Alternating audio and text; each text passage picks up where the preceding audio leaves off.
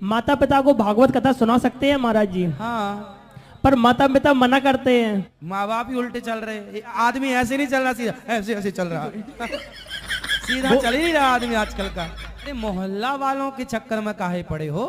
तुम जब पैदा हुए थे तो तुम्हारे पिताजी ने मोहल्ला वालों से पूछा था क्या? और हर बात मोहल्ले वालों से क्यों पूछना है? आपको भागवत सुनने का मन हो तो सुन लिया करो। लोग सुनाने वाले कौन है? अरे जी मेरा बेटा है, चाहे जब करने लगता है, चिकन कहीं गया नहीं। अच्छा, ये बेटा ही आपको भागवत सुनवाता है? अच्छा, यही बोलता रहता कि तुम भागवत सुन लो। पर महाराज जी आपसे हमारा विनम्र आग्रह है कि आप हमारी माता जी से बोल दो कि ये बन जाए बस। क्या तुम अपनी माँ को यजमान बनाना चाहते हो?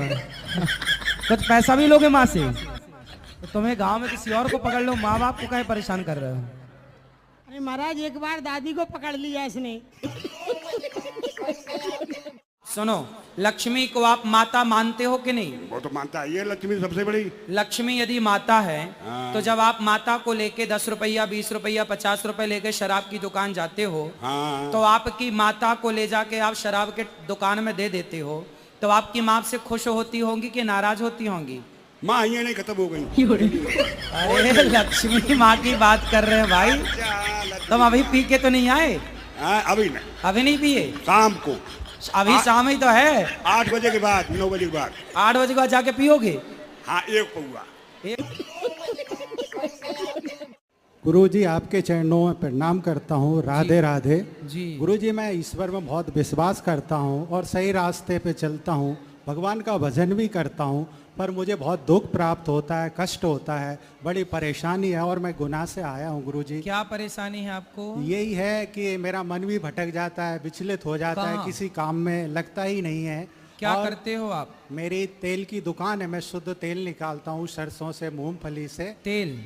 तेल जो शुद्ध रहता है, इस शुद्ध पे- तेल? हाँ, इस तो पे लोग खरीदते हैं कि नहीं? हाँ खरीदते हैं, जो अच्छे लोग हैं जो जानते हैं हमें शुद्ध तेल खाना चाहिए। आजकल मिलावट का तेल है और सारी बीमारियां हो रही हैं। बिल्कुल शुद्ध तेल ही खाना चाहिए, बाजार का तेल नहीं खाना चाहिए।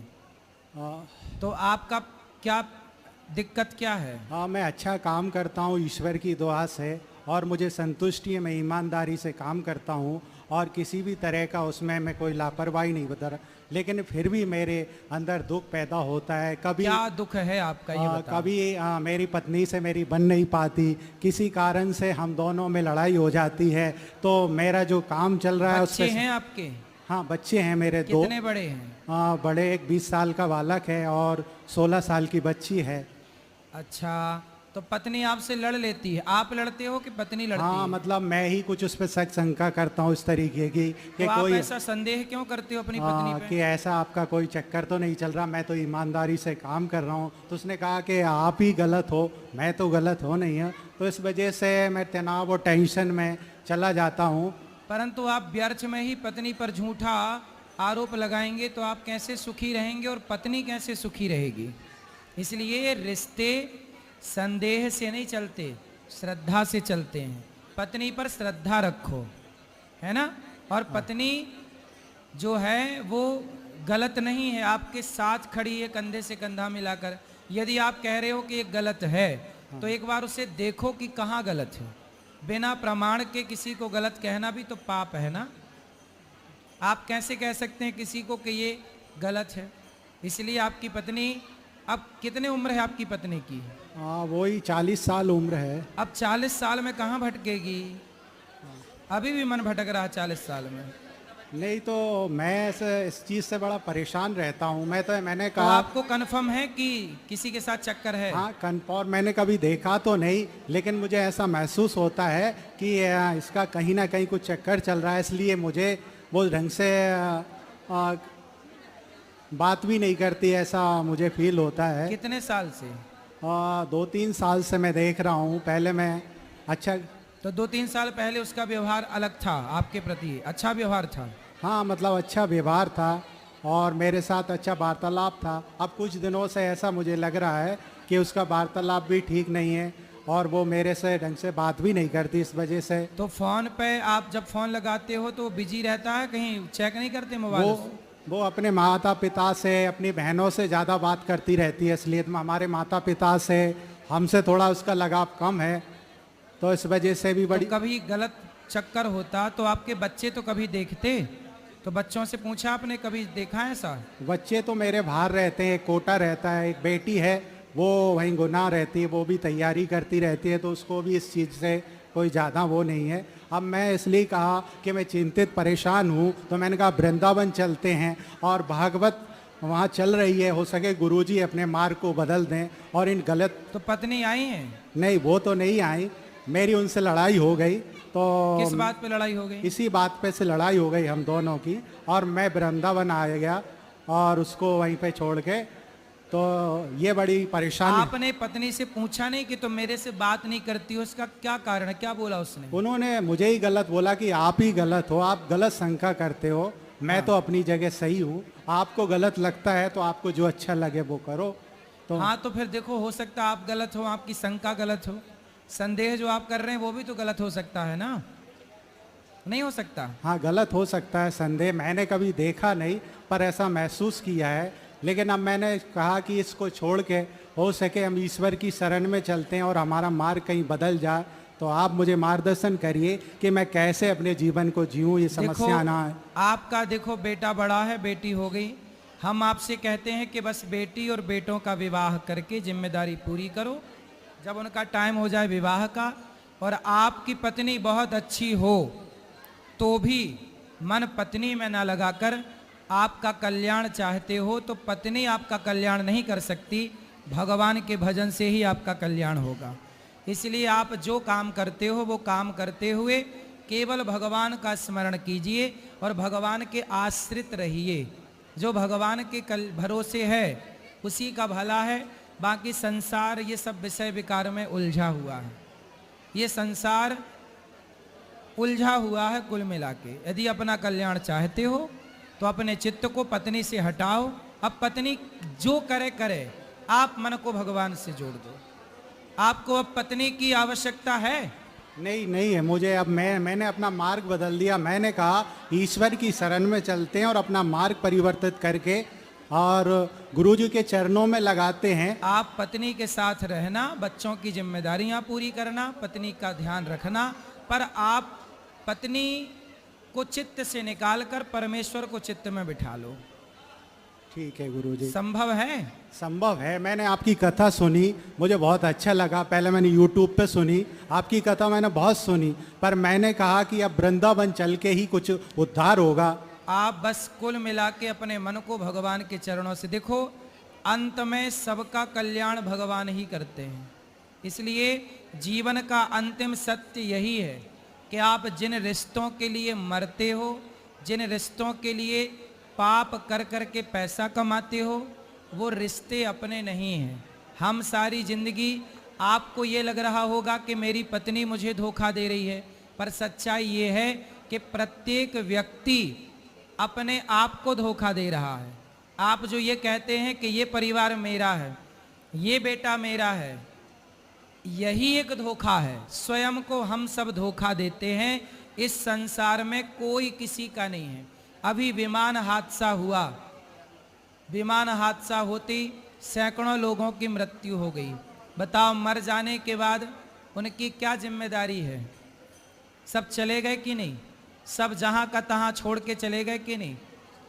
जिंदा थे तो कितने सपने थे, कितने आगे की प्लानिंग थी, क्या कुछ नहीं था। लेकिन जब चले गए तो क्या रहा? ऐसे ही एक दिन हम और आप चले जाएंगे, फिर दुनिया हमारे और आपके बारे में कहेगी देखो चले गए, क्या लेकर गए। लेकर कोई कुछ नहीं जाता, बस एक दूसरे की कहानियां सुनाते हैं कि देखो वो क्या लेकर गए। अरे मैं भी मरने वाला हूँ, जब मैं मरूंगा तो मैं भी क्या लेकर जाऊंगा। इसलिए मेरे संग कोई जाएगा तो केवल भगवान का भजन। इसलिए आप भी पत्नी की जिम्मेदारी पूरी करो, बच्चों की जिम्मेदारियां पूरी करो। मैं ये नहीं कहता कि जिम्मेदारियों से भाग जाओ, मैं ये कहता हूं कि जिम्मेदारियां निभाते हुए ईश्वर से मन लगाओ, ईश्वर का चिंतन करो, क्योंकि एक दिन हम सब मर ही जाएंगे। और मर जाने के बाद ना पत्नी काम आएगी, ना पुत्र काम आएगा।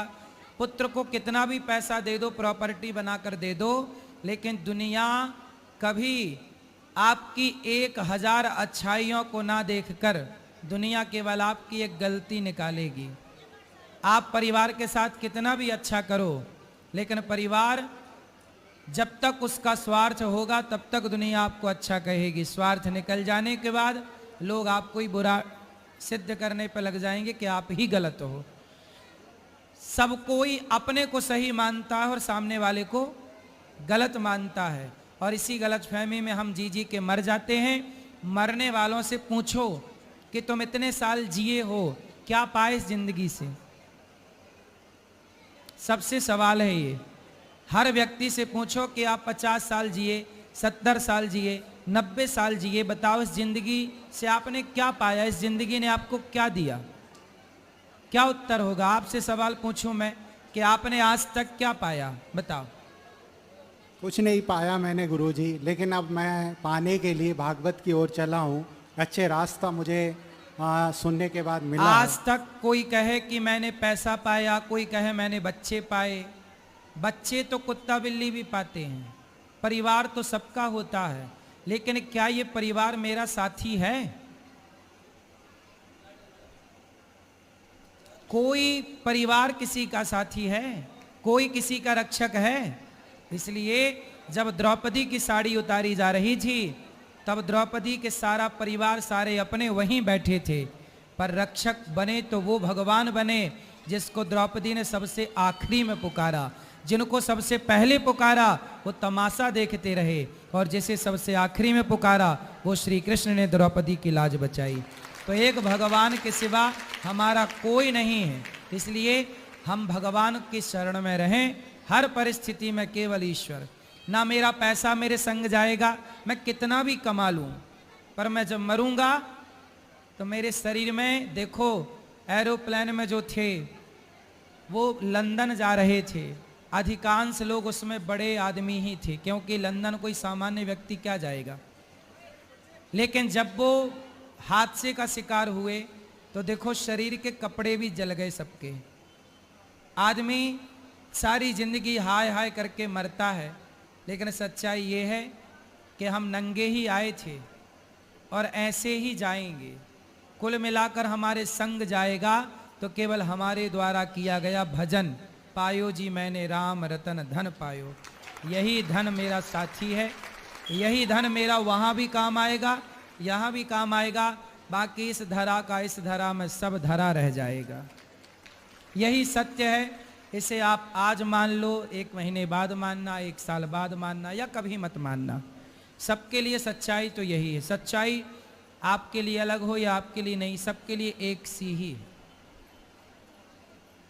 ठीक है, राधे राधे। समझ में आई? आ गई समझ में। क्या समझ में आया? यही आया कि इस दुनिया में कुछ नहीं है, ईश्वर का भजन करें और अपने सत्मार्ग पे चलें। जो जहाँ चल रहा है उसको चलने दें, हमें तो अपने जीवन को सुधारना है। पत्नी का यदि किसी पुरुष से चक्कर है तो बोल दो ठीक है, तो उसे रख। यदि तेरा सुख उसमें है तो अब तू उसमें सुखी रहे, हम अब भजन में सुखी रहेंगे भगवान में। बोल दो कि तेरा है तो रख, हमें कोई दिक्कत नहीं। मेरा तो सिंपल फंडा है कि जो व्यक्ति जहाँ खुश है भैया, हमारा काम है समझाना, धर्म की बात बताना।